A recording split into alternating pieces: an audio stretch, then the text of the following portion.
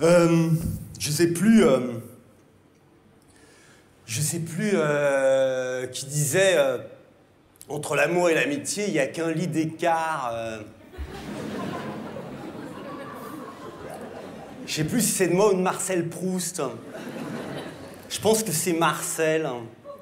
J'ai toujours pensé que l'amitié homme-femme est aussi hypocrite que l'amitié franco-allemande entre début 40 et fin 44. Ou l'amitié Villepin-Sarkozy entre début 04 et milieu 07. Ou l'amitié Zidane-Materazzi entre juillet 06 et juillet 06, vous voyez. En fait, j'ai jamais cru à ces amitiés-là, jusqu'au jour où j'ai rencontré une femme d'âge mûr au rayon poissonnerie du Bon Marché. Elle demandait une grosse truite fumée, parce qu'elle organisait chez elle un concert dont l'œuvre principale serait la truite de Schubert. Donc elle demandait une énorme truite pour 100 personnes, où tout le monde pourrait piquer dedans. Bon, le poissonnier lui a répondu que pour 100 personnes, il valait mieux prendre une baleine. Elle a rétorqué fermement que par respect pour Schubert, elle démordrait pas de sa truite. Bon, moi, j'attendais pour des crevettes, parce que mes avocats arrivaient à maturité. Et bon, comme je suis assez doué pour l'humour haut de gamme, j'ai commencé à sortir des vannes.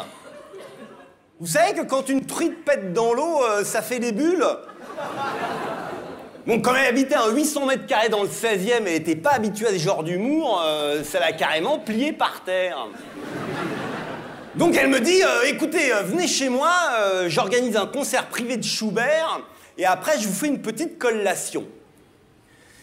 Et moi, j'ai pas compris collation.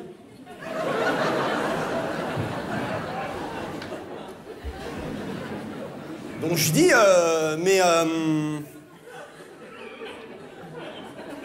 il y aura du monde autour. Elle, bon, il y aura 100 personnes. Enfin, je comprenais pas, pour moi, il y avait une incohérence avec la truite. Donc je lui dis, mais pourquoi spécialement après la truite? Elle, vous aimez pas Schubert? Moi, si, impératrice.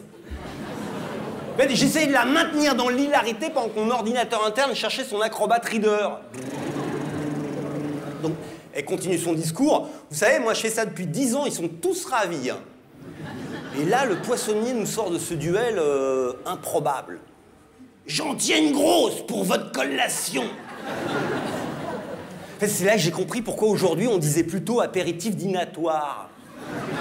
Alors que bon, c'est quand même vachement plus compliqué à dire. Donc, chez elle, ça s'est super bien passé. Elle m'a demandé si j'aimais le baroque. Je lui ai dit que j'avais joué à Casablanca pour la communauté française et que pour moi, Marrakech était une ville historique.